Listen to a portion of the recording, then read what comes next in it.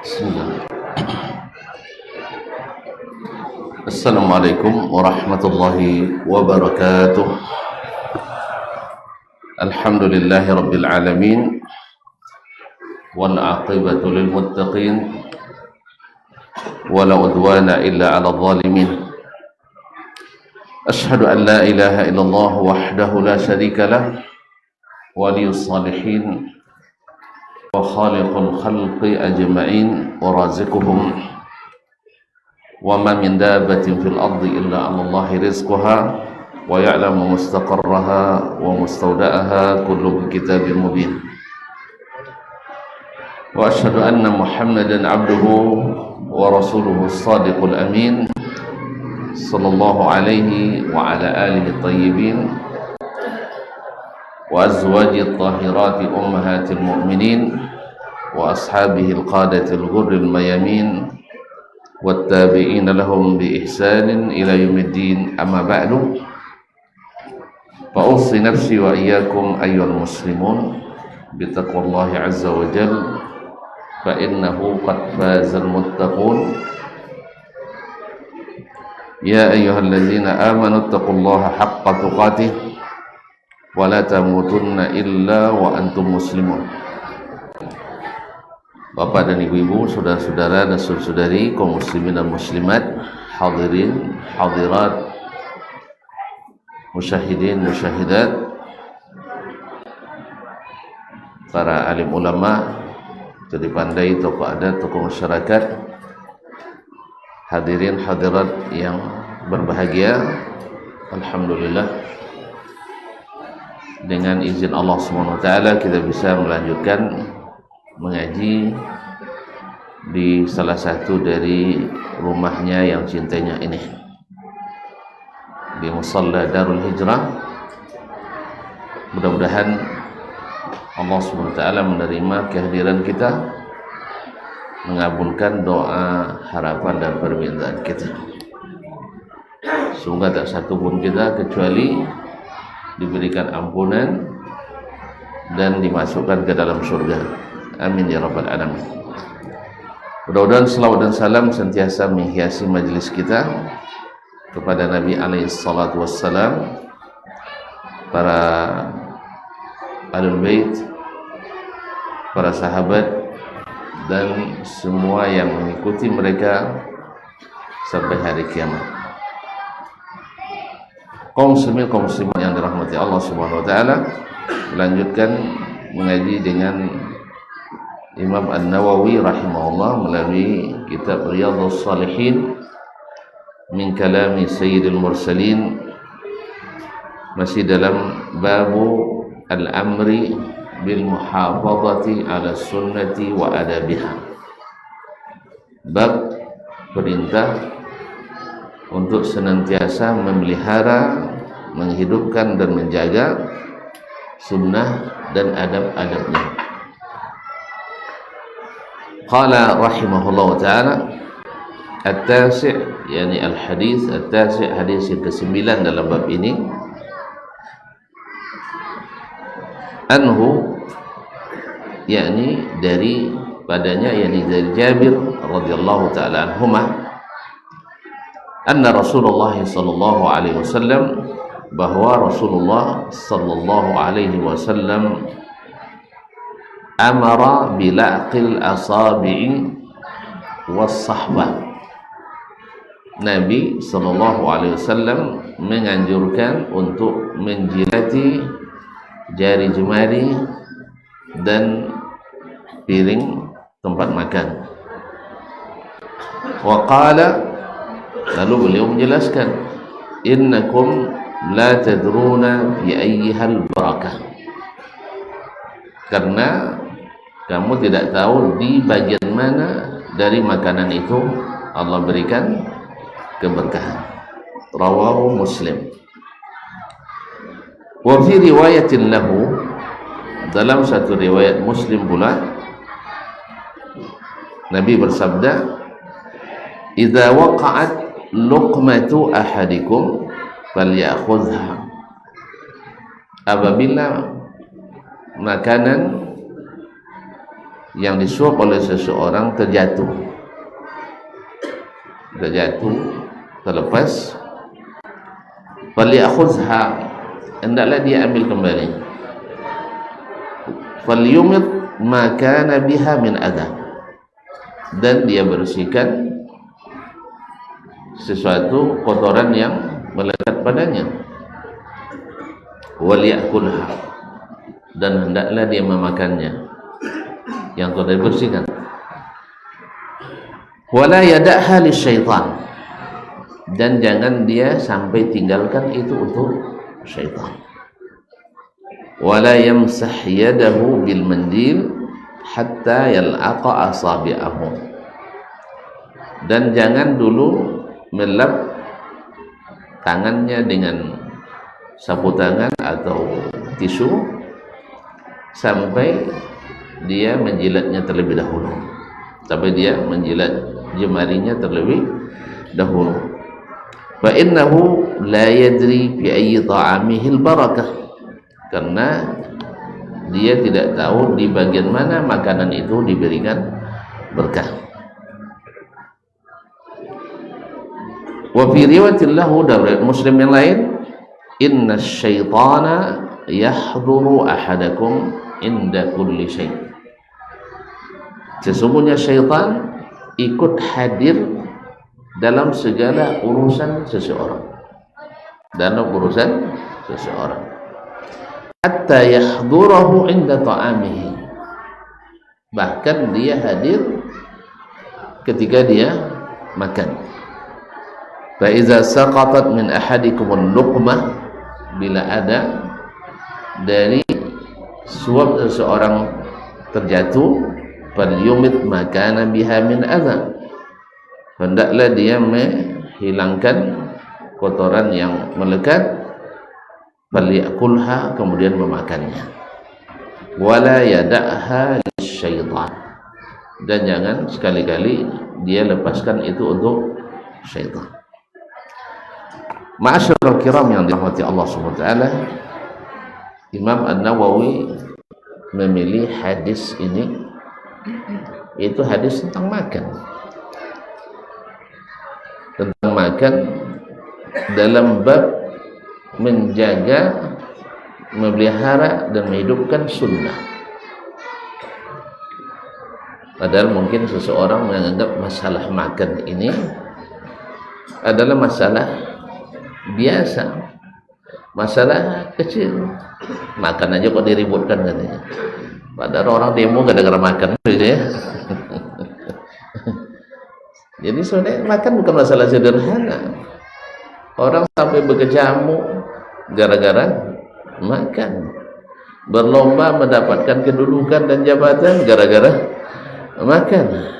Kayak, nah, habis makan makanan, makan orang. Allah musta'an. Jadi Nabi SAW menjadikan masalah makan itu bukan masalah kecil, karena makan itu bukan masalah kecil. Dia adalah kehidupan kita. Rasanya tidak ada pula kita yang hidup tanpa makan. Bahkan kita kalau tidak makan ribut, kalau tidak ngaji aman. Iya tak? Makanya lebih banyak orang menghentikan kajian pada menghentikan makan. Kok cara makan silahkan, tapi kalau kajian, saking butuhnya orang pada makanan. Dan memang bukan masalah kecil. Sebab kita, kalau dia adalah suatu amalan yang setiap hari berlaku, bahkan dalam sehari 5 kali, lebih lah. Yang wajib pokok memang 5. Ah, 5 apa 3? Oh 3. Nah, saya ingat ponakan saya di Malaysia masuk pondok. Jadi situ jadwal makannya dibuat 5 kali. Maksudnya breaknya ya, snacknya sekali. Jadi makan pokoknya 3, snacknya 2. Artinya dijadikan sebagai agenda makan wajib. Itulah artinya. Dijadikan 5. Kalau kita 3 kan? 3. Lebih sering ayam segitiga. Tahu ayam segitiga? Tahu dibelah mancung begini.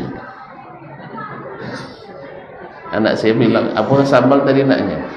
Ayam segitiga. Tahunya nih, peta ompek itu potong memancung ceniko. Jadi tahu dibelah 2, tapi dari sudi ke sudi. Akhirnya menjadi segitiga. Nama ayam segitiga.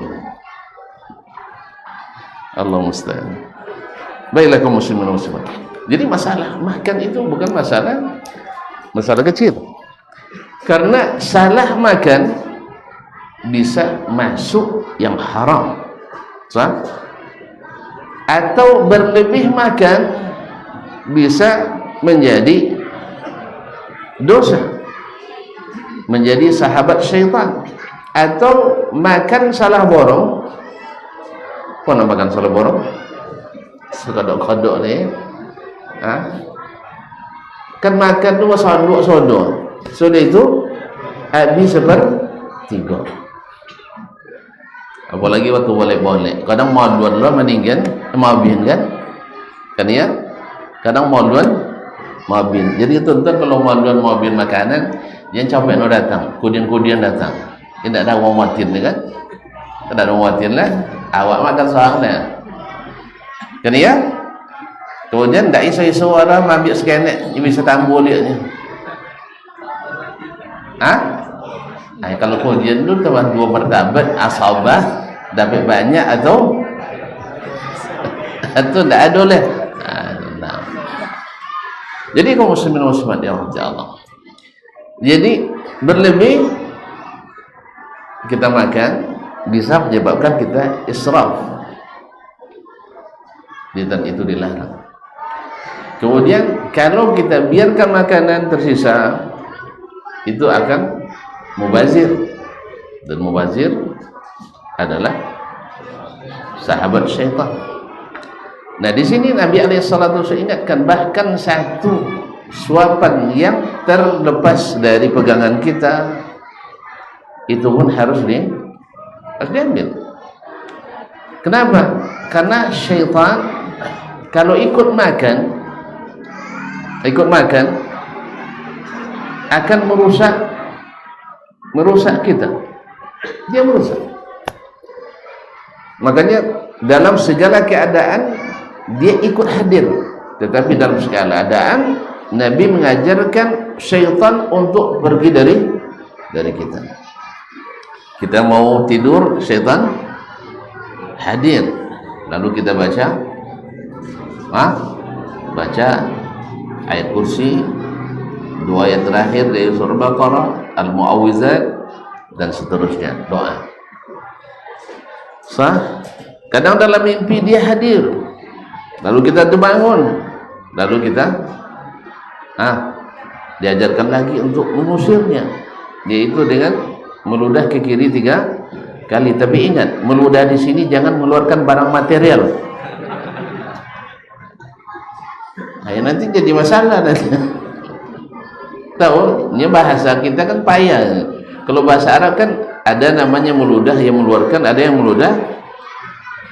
Nah gitu kan. Tafilah itu maknanya tidak mengeluarkan ini bahan material yang bisa menimbulkan bekas di situ. Ma'asyarul kiram dirahmati Allah. Kemudian berta'awuz kepada Allah, auzubillahi minasyaitonir rajim.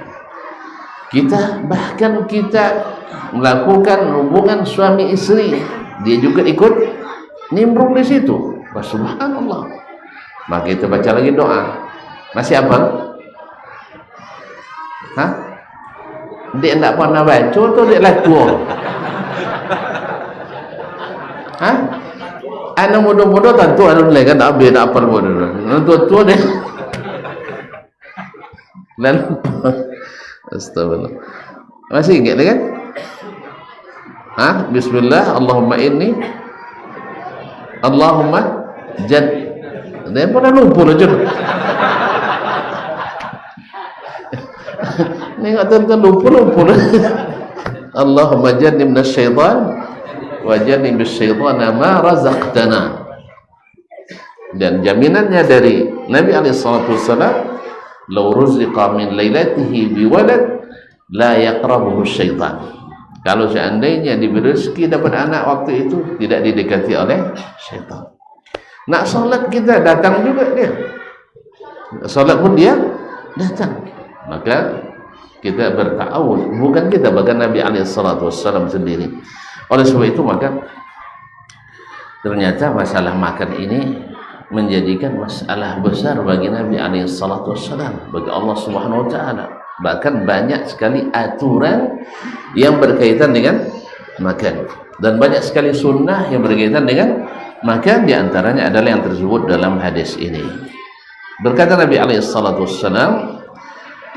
anna Rasul Jabir bin Abdullah radhiyallahu anhu mengatakan, anna Rasulullah sallallahu alaihi wasallam amara bilaqil asabi'i was-sahbah. Nabi memerintahkan untuk menjilati jari jemari dan piring yang kita pakai. Nah, khususnya bila makanannya yang bersifat cair atau lembut ya. Tapi kalau kerupuk akan dijilek juga kan? Kerupuk tak ada akan dijilek lah. Kan ya? Ini tentu saja yang bersifat makanan yang sifatnya lembab atau berkuah dan sebagainya. Nah, ma'asyiral kiram dirahmati Allah SWT. Di sini Nabi jelaskan, dari makanan itu yang paling diharapkan adalah berkah, keberkahannya. Sebab banyak makan tetapi tidak bermanfaat, tidak ada guna bagi badan, jadi penyakit. Bisa jadi penyakit, tidak terolah oleh tubuh kita, tidak terdistribusikan oleh organ-organ tubuh kita. Nah, salah satu yang ditunjukkan Nabi SAW, kalau dulu para sahabat mendengar Nabi mengatakan itu, dibilang barakah. Kalau barakah itu menurut makna bahasa Arab ada kasratul khair, adalah banyak kebaikan. Jadi al-barakah ziyadah wa nama, bertambah dan bertumbuh kembang. Bertambah dan bertumbuh kembang. Makanya di antara keberkahan makanan, di antara yang diajarkan Nabi SAW adalah makanan satu orang cukup untuk berdua. Ini ajaibnya kaum muslimin muslimat dirahmati Allah. Kadang kita, khususnya kami-kami yang biasa merantau ya, yang biasa-biasa di pondok kan, contoh tuk seorang leisau nengok dia kan dia asal itu datanglah tahu kawan bodoh karena kadang bodoh, tapi setelah makan biasanya melobio dia ya, tapi kemudian makan kemudian membina. Jadi kaum muslimin sudah tetap kenyang. Jadi makan satu orang cukup untuk berdua. Maka kaedah itu kalau digunakan oleh, sering saya nasihati orang-orang anak bujang kita, mahasiswa-mahasiswi kita, untuk melobi orang tua, kalau sudah tidak bisa menjaga diri, harus selalu berdekatan laki-laki perempuan yang bukan mahram, kan ya bang, nyecinan matu kanan ancak kan ya, kan ya cinan seleo kanan lama. Kalau lah nampak ancak anak gadiwang, kemudian nanti no laleo lo dipuji-puji di awak bujang, capek lah di kano, kan ya. Kalau sudah nikah, ini kadang orang tua kami diancam dia besarnya. Kalau menikah, nanti jadi anak dayannya. Ayatnya payah lah. Lah, sang sarangnya masih gantungnya ke ayah bukan? Apa lagi? Lah, labanu. Maka, sahabat, suami menikah itu sambil kuliah adalah penghematan. Makan nala sabungkui sarang kan sosok amak mobil deh, iya. Akini sabungkui wanuanya, sabungkui wanua cukup, kan ya. Sudah itu sabungkui wanua.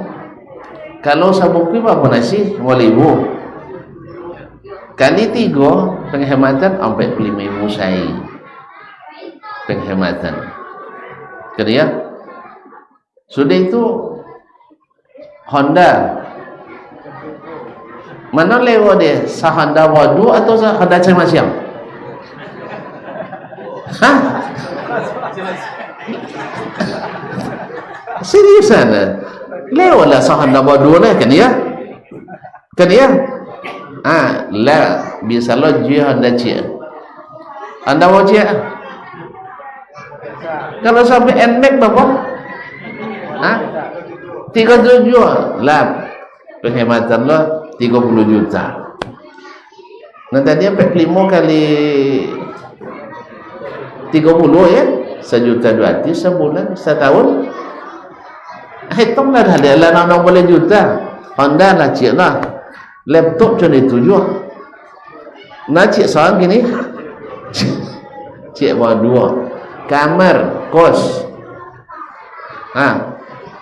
Mana lewat deh, cik seorang atau cik bawa 2? Lewat cik bawa 2 kos.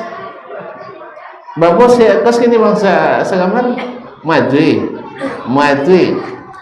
Berarti lah hemat lo madri sebulan, setahun 6 juta. Kali 4 24 di sewa kamar, dimakan kali 4 kali berapa tadi? Pemboleh deh seleloknya tamat lah tahu kumpul piti bisa tak nikah je pikir dah buat usaha misalnya, buka usaha atau bini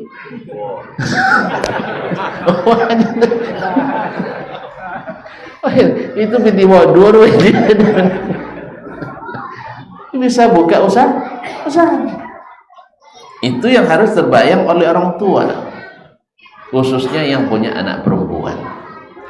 Sebab mohon maaf tuan-tuan, setelah tamat anak kita yang perempuan itu diundur-undur menikah. Kalau lah S1 ya, ndak mau S1 melamar lah. Sang S1 lawan SMA kalah aja laki dah. Kan ya? Kalah aja pada hebat dah. Apalagi S1 lawan S1. Angkatan S1 jurusan akidah filsafat dulu. Memang aja pada hebat. Maka itu termasuk yang melamar S2. Non S2 atau mencari bini kedua. Anjo antilo di madu. Ikut kenyataan, kok banyak yang dulu waktu kuliah dilamar orang tetapi dengan alasan masih belajar, akhirnya diundur-undur. Setelah tamat lah S3 tidak jual dono datang dah. Iku ada kini bodoh lah. Kalau nadut Cina tahun sampai kan capek. Tapi umur lah gak lewat kan, tapi tidak mau jadi bini kedua roy. Dan harus bujang lah. Kalau bujang putih ke-7 lah bayar deh. Nanti masalah tu. Ada sampai kamatnya dah umur, tidak lulus spesifikasi, punya langsung kena diskualifikasi. Apa sebab? Lama bini. Ada yang mau? Masuk bahan kiamat sudah Islam. Iya umur 32 punya. Kan tuan-tuan Cina pan. Weh deh, tidak lulus sudah apa lagi?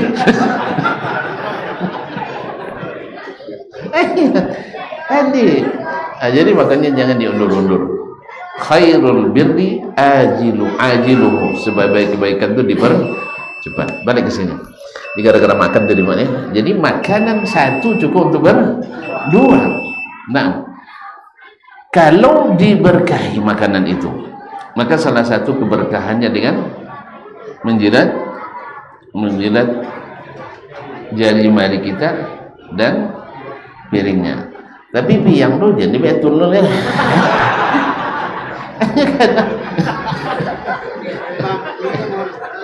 Serombo nyorek. Cukup dengan tangan gitu kan.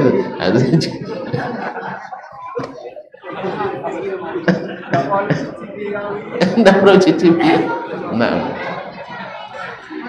Nah, kenapa itu? Dulu para sahabat menerima dari Nabi dengan senang hati, tapi hari ini ternyata terbukti ada kegunaannya secara ilmu kesehatan dan gizi. Insyaallah selepas sholat kita sampaikan insyaallah. Selepas azan, maaf.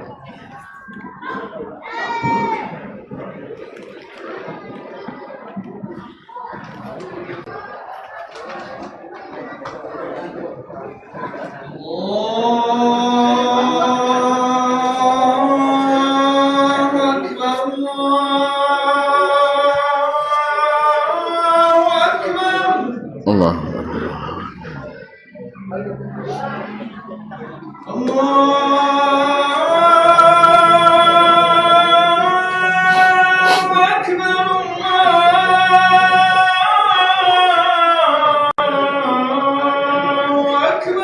Allah.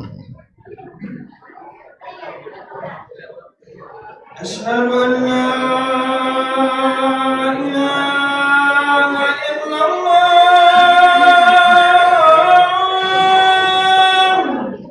Asyhadu an la ilaha. Asyhadu an la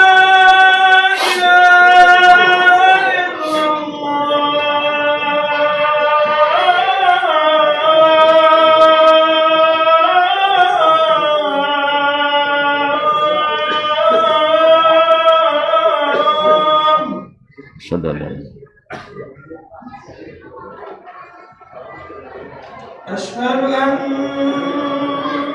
محمد رسول الله.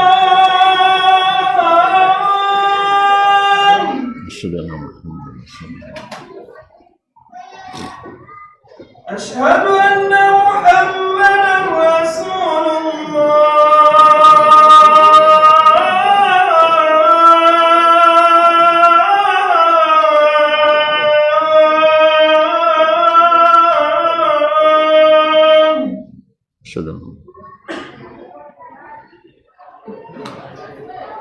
حي على الصلاة.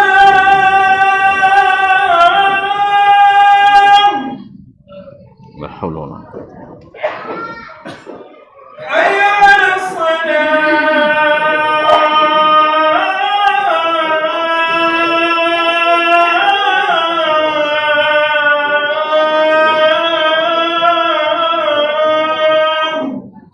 لا حول ولا قوة.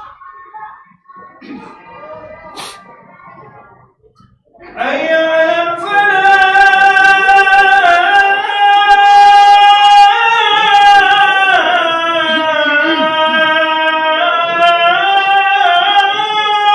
لا حول ولا قوة.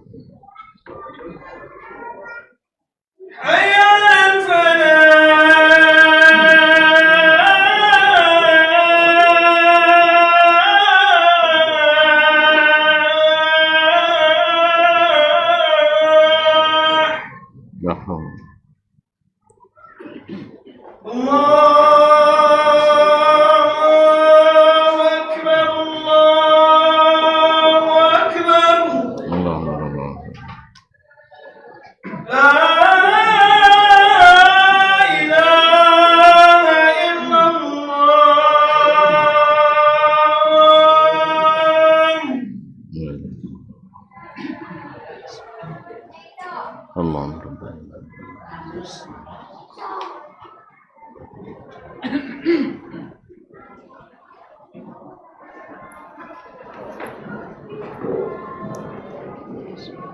Baik, kaum muslimin, kaum muslimat dirahmati Allah SWT.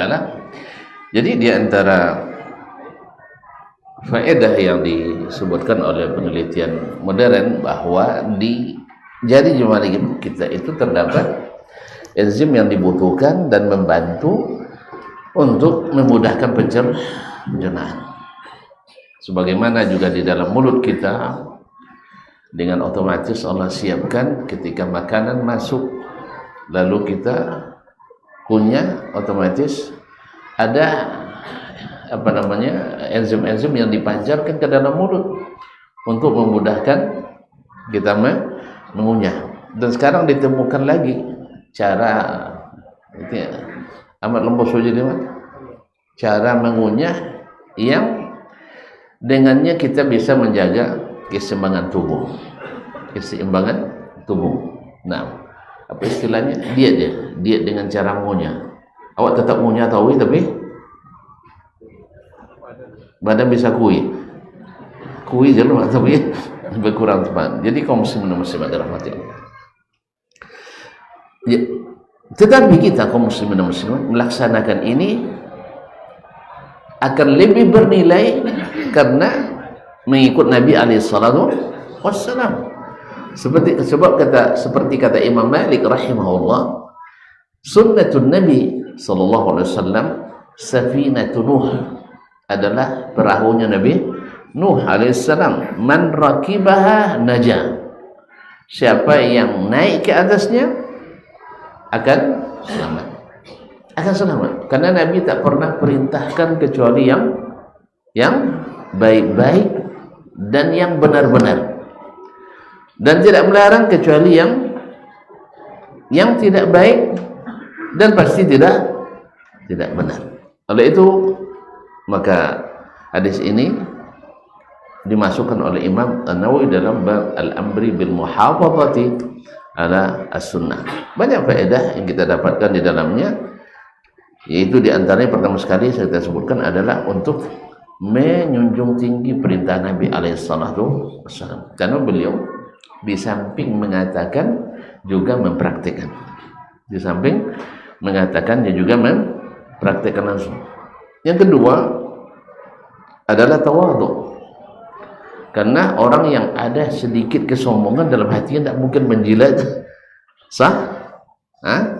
jangankan menjilat tangan di depan orang, kok konotasinya nanti lapuk minggu nak makan nih kan itu lagi konotasinya.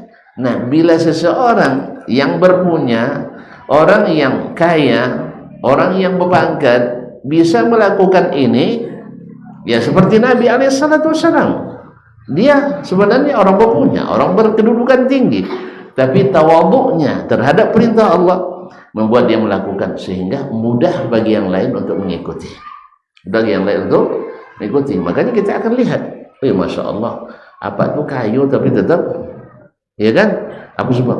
Dia meninggikan sunnah Nabi alaihi salatu wassalam. Akhirnya dia ditinggikan oleh Allah Subhanahu wa taala dan dia selamat. Yang penting keberkahan tadi.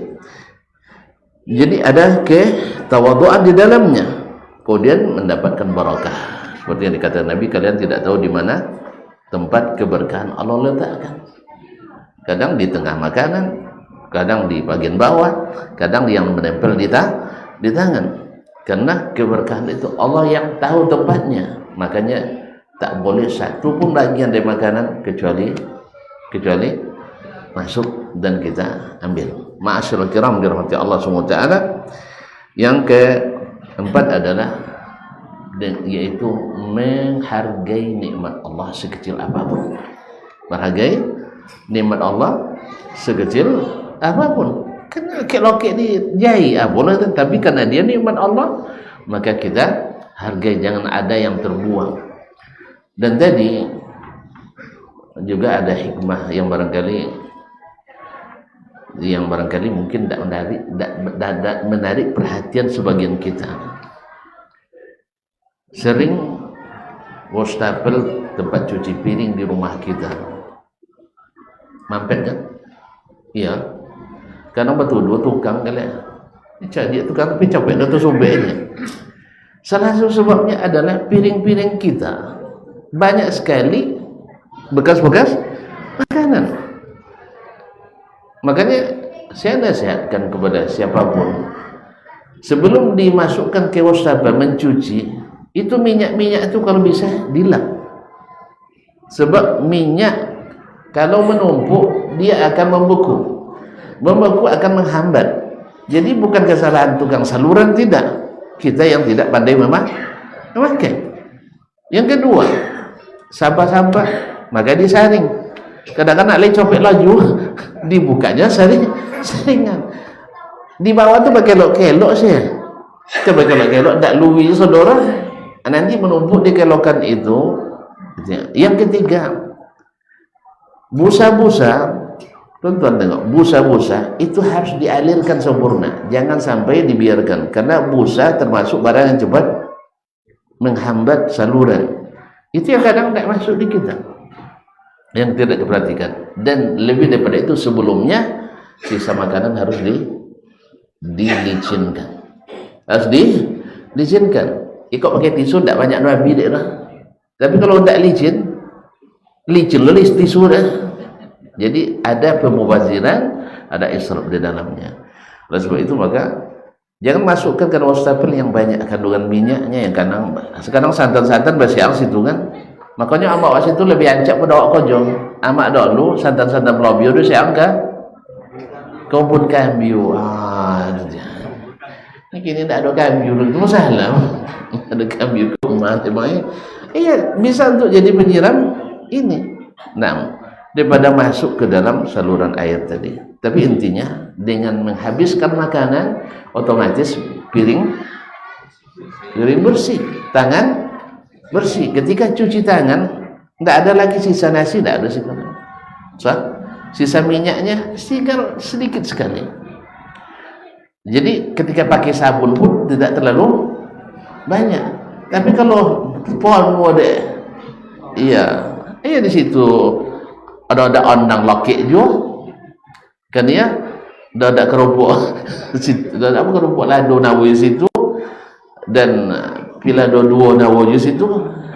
Jadi untuk membersihkannya perlu air lebih banyak, sabun lebih banyak, dan kalau tidak akan menyebabkan penyumbatan. Wallahu musta'an. Baiklah kaum muslimin dan muslimat dan Allah, masuk hadis kedua yang juga mengandung makna yang ada pada hadis pertama atau riwayat kedua, zawaqat luqmatu ahadikum. Sekarang berkaitan dengan makanan yang terjatuh. Kadang-kadang sampai muncul terkerincu. Nah, atau tersenggol, kadang terseret. Nah, maka dianjurkan oleh Nabi SAW untuk diambil kembali dan dibersihkan. Ini tentu saja yang bisa dibersihkan, termasuk juga dalam menjilat tangan tadi. Termasuk diantaranya kalau sedang ada luka situ atau ada penicillin situ, penicillin aja ni jilat penicillin. Tentu dalam kondisi normal tentunya.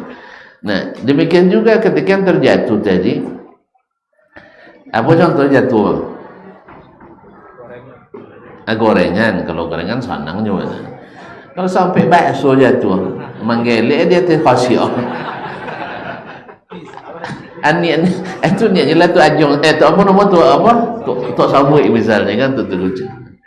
Kan itu susah bagi kita. Tapi kalau misalnya yang jatuh rendang kan, andang ya, masih bisa bang.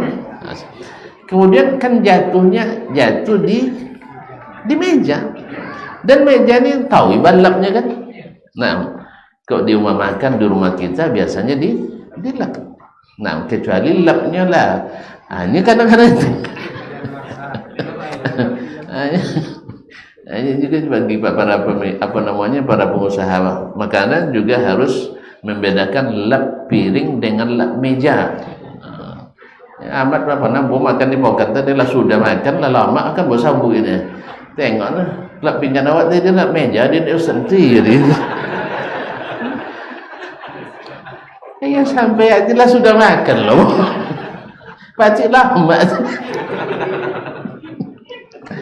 Jadi tolong dipisahkan antara lap piring dengan lap meja. Jadi walaupun orang tidak melihat, tapi kan tanggung jawab kita untuk menjaga kesehatan orang, karena ini kan bagian daripada amanah.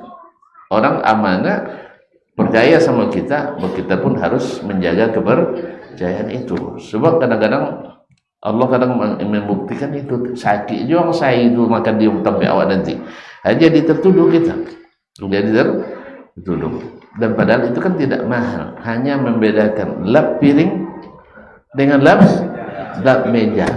Kawan nampak dia lapis tapi nyoto aja makan. Allah musta'an. Kaum muslimin dan muslimat dirahmati Allah semua. Jadi hilangkan yang hilangkan yang kotorannya, yang mengganggu. Nah, termasuk di dalamnya hal-hal yang mungkin mengandung zat-zat yang tidak baik, ya, atau hal-hal yang membahayakan. Termasuk disebutkan oleh sebagian ulama adalah tentang makan ikan yang bertulang. Hati-hati, jangan sampai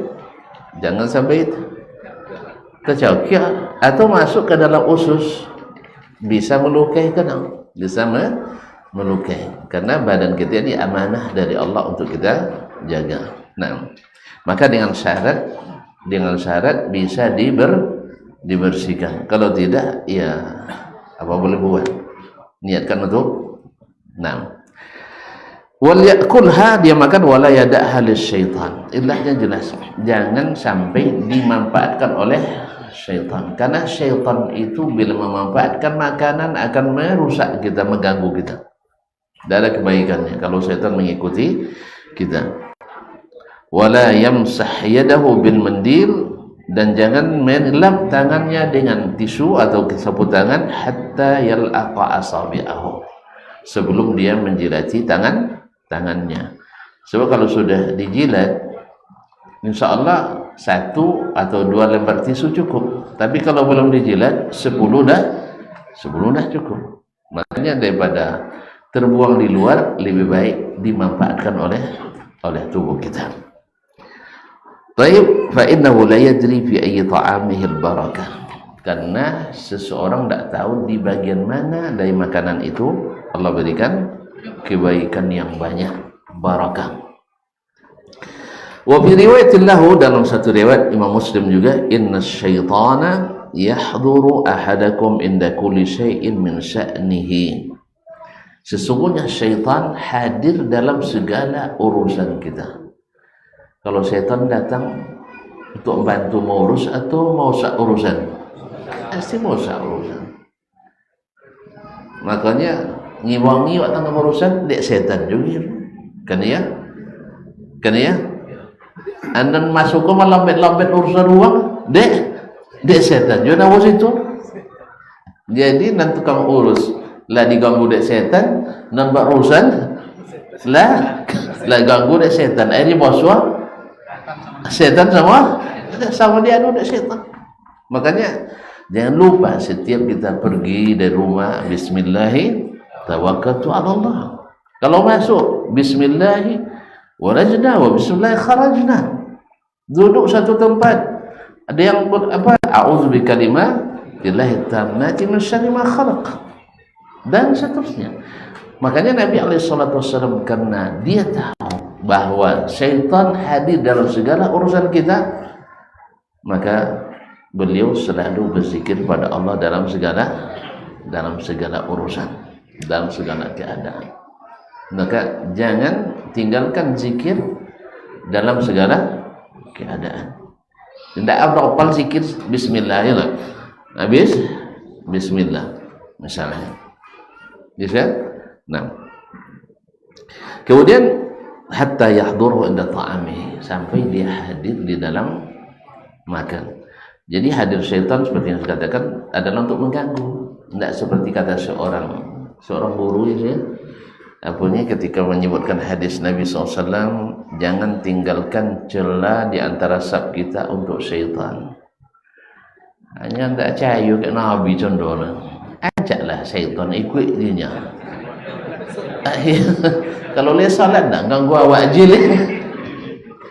Subhanallah. Kalau lihat itu lah payah bagi ini jadi itu lah. Payah bagi gitu Allah Taala.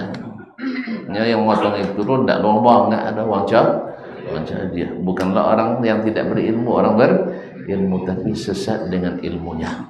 Sesat dengan ilmu. Sampai dia mengatakan kalau dia mungkar nakir sabu ilah dan jemaah ada semuanya. Sampai jemaah Ustaz fulan ya. Pokok aman dari mungkar dan nakir. Allahu musta'an. Baiklah kaum muslimin dan muslimat dirahmati Allah, fa iza saqatat min ahadikumul luqmatu falyumit ma kana biha min adza. Apabila jatuh dari suapan seseorang, maka hendaklah dia bersihkan apa yang melekat padanya dari hal yang mengganggu. Setelah itu dia makan yang sudah bersih itu. Kalau perlu dibasuh ya dibasuh. Kalau sampai daging ondang maknya itu nah boleh basuh kan bisa dibasuh ya. Kalau nya kan jika setu tak pakai warna kan ya kalau gini ya. Kalau gini kan dia ambil ikan dua tu dia tak ambil tangan amak kan nak makan besok malam ni. Lah makan malam nak makan esok. Kan ya. Kalau gini tak nanyi dia suruh amak makan kan ya. Abinnya.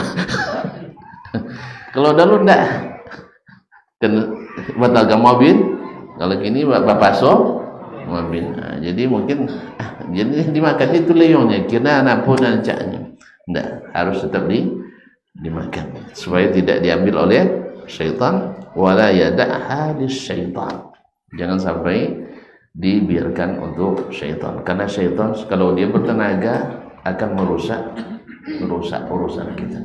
Akan merusak urusan kita. Oleh sebab itu kaum muslim dan muslimat, hadis ini luar biasa.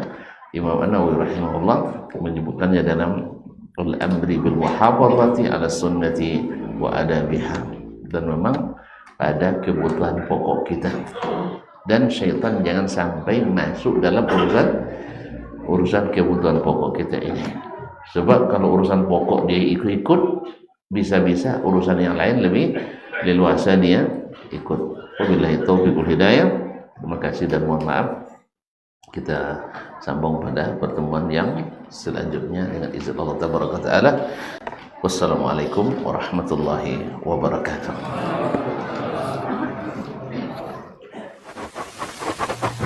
Barometer amal kita saleh tak salehnya di salat kita. Bila salat kita ikhlas dan sesuai dengan sunnah Nabi SAW, maka insya Allah amalan yang lain mengikuti. Ini aktivitas ini membantu saya di akhirat atau akan menyulitkan saya di akhirat? Kalau seandainya perbuatan itu ternyata akan menyulitkan kita di akhirat kelak, tinggalkan perbuatan itu. Anta ni'mal jund. Kamu adalah sebaik-baik prajurit. Coba lihat. Kamu adalah sebaik-baik prajurit, maka tujuannya adalah menghancurkan kehidupan rumah tangga.